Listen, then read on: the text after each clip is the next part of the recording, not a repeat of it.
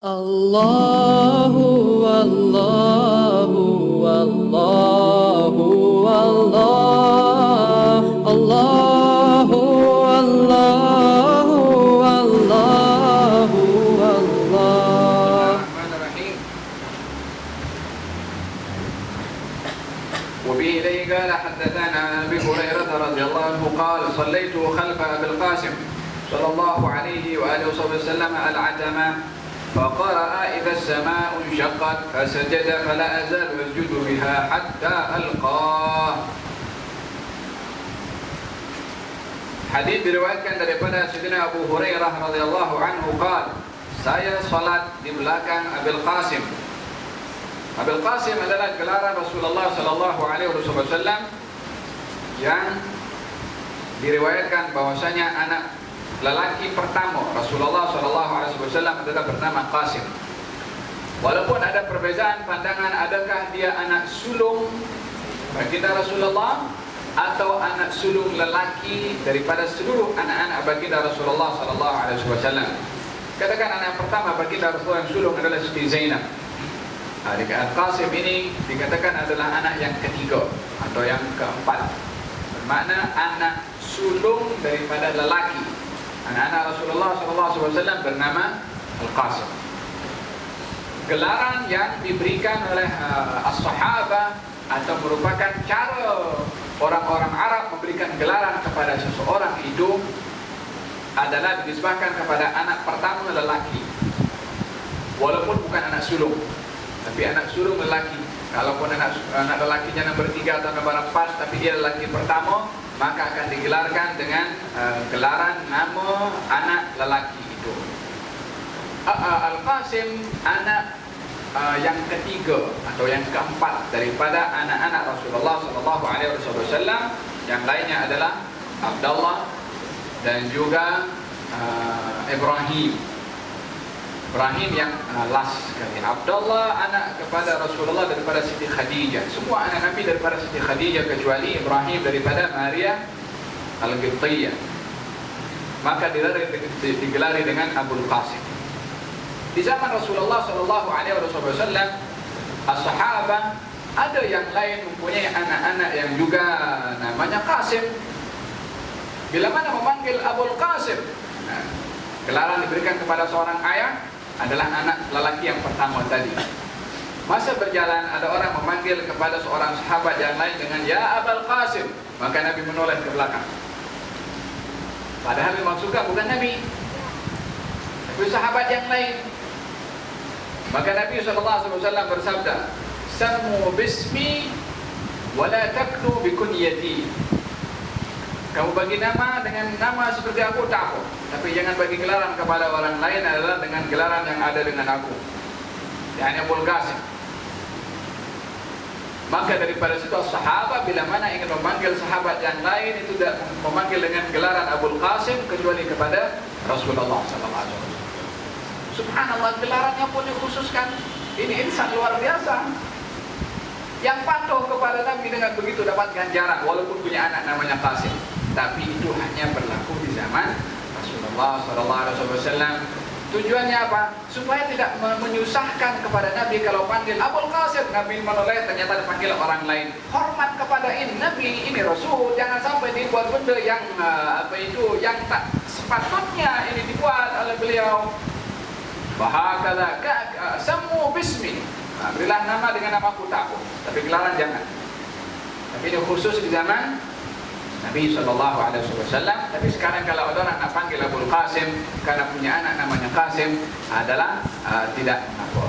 Alangkah baiknya kalau menghindarkan diri daripada gelaran-gelaran itu, karena itu gelaran khusus untuk Rasulullah SAW. As-sahabah bila mana ingin menyebut Rasulullah adalah gelarannya selalu disebutkan dengan Abul Qasim. Apa itu seperti dalam hadis ini. Dalam hadis yang lain, Awsani Khalili Abul Qasim. Abul Qasim mewasiatkan kepada aku. Yani panggilan penghormatan kepada Nabi sallallahu alaihi wasallam. Sallaitu khalfa Abil Qasim. Saya salat di belakang Abil Qasim. Hadis ini juga menunjukkan selain memberitahukan kalau Abu Hurairah salat di belakang Rasulullah, juga memberitahukan gelaran Rasulullah. Jadi setiap hadis yang disampaikan oleh sahabat mempunyai berbagai faedah. Faedah yang kedua adalah gelaran Rasulullah itu adalah Abul Qasim. Terkadang terdapat beberapa sahabat Nabi yang digelari dengan nama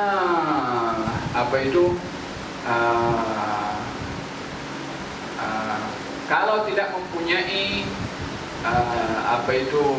anak lelaki, maka akan digelari dengan anak perempuannya atau dengan gelaran-gelaran yang lain. Terkadang satu orang mempunyai lebih daripada satu gelaran. Sayyidina Ali bin Abi Thalib gelarannya adalah Abul Hasan karena anak lelaki pertamanya bernama Hasan. Pada masa yang sama beliau digelari oleh Rasulullah dengan Abu Turab. Abu Hurairah gelaran yang diberikan oleh Rasulullah bukan berarti Abu Hurairah itu punya anak namanya Hurairah. Gelaran yang Nabi bagi bermakna terkadang satu orang mempunyai lebih daripada satu gelaran. Bukan bermakna kalau orang mempunyai nama gelaran seperti Abu Hurairah, pasti anaknya namanya Hurairah. Tak, belum tentu. Terkadang satu orang lebih mempunyai daripada satu gelaran yang dinisbahkan kepada anaknya, atau ada gelaran-gelaran yang lain yang diberikan oleh Rasulullah sallallahu alaihi wasallam. Baik. Aku salat di belakang Rasulullah Abul Qasim sallallahu alaihi wasallam al-atamah maknanya salat Isya. Faqara'a idza as-sama'u syaqqat, maka baginda membaca idza as-sama'u syaqqat. Apa itu yang ada sujud tilawahnya, fasajada, maka Nabi sujud. Cerita Abu Hurairah yang memberitahukan Nabi salat Isya dan saya salat di belakang Nabi salat Isya baca idza as-sama'u syaqqat. Berarti bahagian daripada sunnah bila mana kita membaca dalam salat Isya idza as-sama'u syaqqat meniru kepada bacaan Nabi pada waktu Isya. Walaupun tidak setiap salat Isya Nabi baca idza as-sama'u syaqqat, tidak. Tetapi bila mana pada satu masa kita membaca di dalam salat Isya idza as-sama'u syaqqat menepati kepada bahagian daripada sunnah Nabi membaca dalam salat Isya idza as-sama'u syaqqat. Faedah yang ketiga adalah Nabi ketika baca idza as-sama'u syaqqat Nabi sujud tilawah. Maka sunnah bagi seseorang yang membaca idza as-sama'u syaqqat pada salat Isya atau mana-mana salat ataupun dalam bertadarus, disunnahkan juga untuk melakukan sujud at-tilawah. Sujud tilawah dipahami dari melalui hadis ini disunnahkan untuk sujud baik berada di dalam salat atau di luar salat. Adalah perkara yang makruh bagi seseorang membaca surat ada sujud tilawah dan dia tak sujud, baik itu di dalam salat atau di luar salat. Sujud tilawah sunnah untuk dilakukan bagi si pembaca, bagi si pendengar, dan bagi orang yang mendengar tanpa maksud untuk mendengar. Kita kalau bertadarus Al-Quran, satu baca, yang mereka lain mendengar. Ini mereka pendengar. Tapi orang yang tidak punya maksud untuk mendengar, orang duduk kat di sana mungkin baring, atau dia baca Quran sendiri ke situ, atau baca sedang tengah berzikir. Kemudian orang yang bertadarus baca kuat itu ayat ada sujudnya, dan di sana pun sunnah untuk sujud. Nah, ini mengenai sujud at-tilawah. Sunnah pembaca, pendengar, dan orang yang tidak maksud untuk mendengar, atau orang yang jauh di dalam salat atau di luar salat. Fala azalu asjud, saya kata Abu Hurairah continue istiqamah bila mana baca surat itu saya sujud kepada Allah hatta alqa, yani sampai saya jumpa dengan Allah Subhanahu wa taala. Yani terus dilakukan oleh Nabi, oleh Abu Hurairah.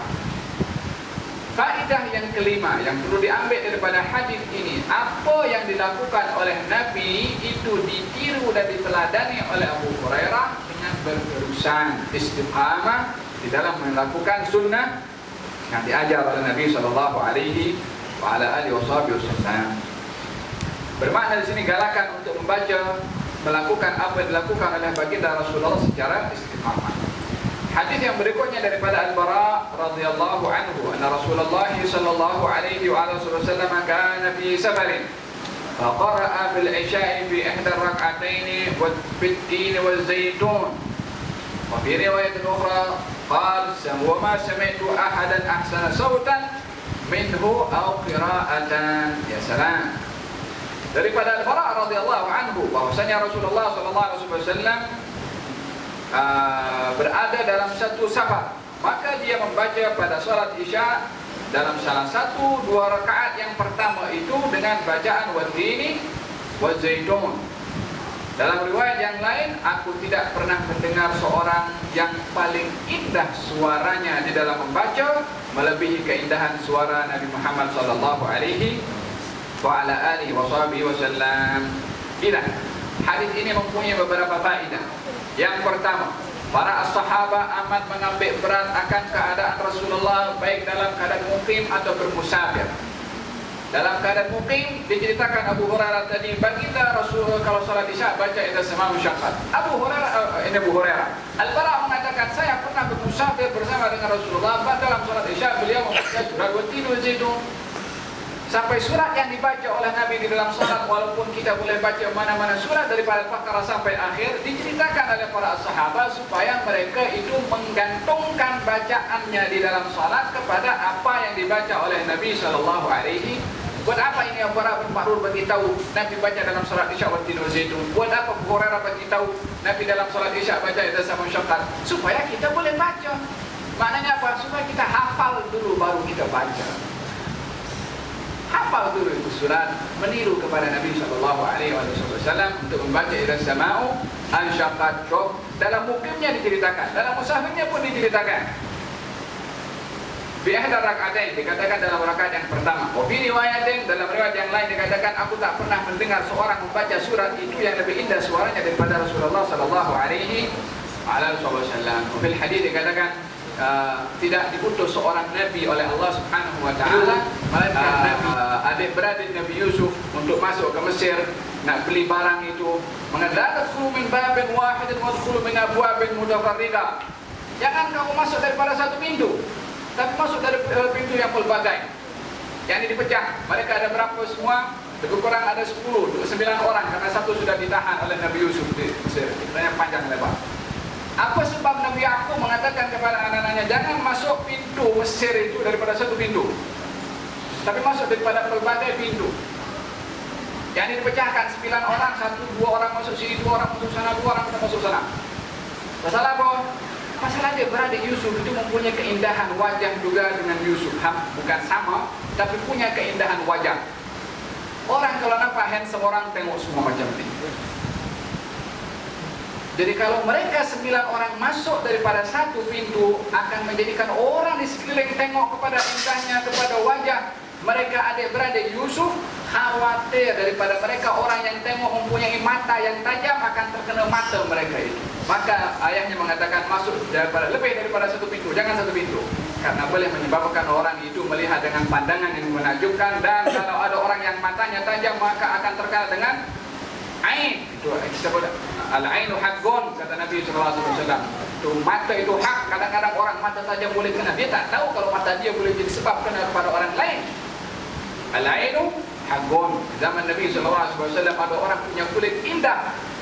Orang sahabat jangan tengok, cantiknya kulit orang ini, esok macam luka terbakar. Kata baginda Rasulullah sahabat ain, ini orang terkena mata. Lihatlah kalau tengok benda-benda menakjubkan, budak kecil cute, dia punya lincah apa semua, masya Allah, la haula la quwwata illa billah. Jangan tergesa-gesa, comelnya, jangan sebut comel dulu, masya Allah dulu, lepas itu baru sebut comel apa terpulang. Tapi sebut nama Allah Subhanahu wa taala. Khawatir mata kita ini adalah mata yang tajam, boleh kena orang itu hari ini lincah, esok masuk hospital. Faham? Al-ainu haqqun.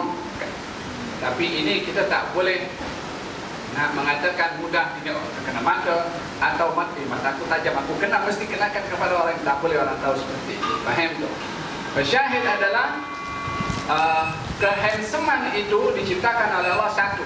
Separuh dibagi kepada Nabi Yusuf, separuhnya lagi dibagikan kepada semua orang yang ada. Lalu adakah Nabi SAW termasuk daripada separuh yang kedua yang diagihkan kepada seluruh makhluk? Sementara tadi Nabi berkata, bersabda, aku adalah tak ada Nabi diutus oleh Allah melainkan dia mempunyai keindahan wajah dan keindahan suara. Dan Nabi kamu yang paling indah wajahnya dan yang paling indah suaranya. Satu yang Allah jadikan handsome itu adalah milik Nabi. Separuhnya dibagi kepada Nabi Yusuf, separuhnya lagi dibagi kepada orang lain. So semua orang diambil daripada handsome-nya Rasulullah SAW.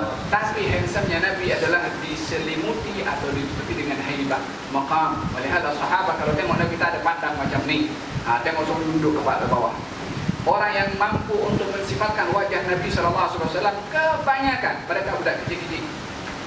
Abdullah bin Abbas, kemudian Hindul bin Abi Hala, budak kecil dia mampu tengok. Pasal beza dengan orang dewasa, segan nak tengok kepada wajah Nabi SAW. Budak kecil mampu untuk tengok sebab apa? Mereka bersih hatinya, jadi mampu nak melihat kepada wajah Nabi SAW. Wahakada gal baginda Rasulullah ketika mendengar Abu Musa al-Ash'ari membaca Al-Quranul Karim, kata baginda Rasulullah, "Qad utita mizmaran min mazamir ali Dawud." Kamu ini diberi mizmar. Mizmar itu apa? Seruling. Kiasan daripada indahnya suara dengan suara seruling. Kalau kamu ini mempunyai suara yang indah macam suara Nabi Daud. Nabi Daud kalau membaca itu kitab Az-Zabur, semua pada mendengar, termasuk burung-burung akan duduk dengar bacaan Nabi Daud alaihissalam. Karena indahnya suara Nabi Daud. Kata sahabat Al-Bara mengatakan, aku tak pernah mendengar suara seorang yang lebih indah dalam membaca melebihi daripada suara Nabi. Termasuk suara Nabi itu mengalahkan suara Sayyidina Abu Musa al-Ash'ari yang dipuji suaranya oleh Nabi sallallahu alaihi wa ala alihi wasallam. Kalau fil hadits, zayyinu aswatakum bil Quran. Kalau hiasi suara kamu itu ketika membaca Al-Quran, atau zayyinul Qur'ana bi aswatikum. Hiasi Al-Quran itu dengan suara kamu. Yani bila mana membaca, perindah bacaan itu. Tapi jangan melampau lah. Akhirnya yang indah jadi tak indah kalau suaranya melampau, dibuat-buat untuk kita membaca Al-Quranul Karim. Man lam yataranna bil Quran falaysa minna. Barang siapa yang tidak melakukan di dalam membaca Al-Quran, maka bukan golongan daripada kami. Melakukan maksudnya adalah dibaca dengan tartil, tepat cara pengulangan hurufnya, tajwidnya, dan juga alunan nadanya yang tidak melampaui batas. Wallahu ta'ala a'lam. Dah masuk zuhur? Baik,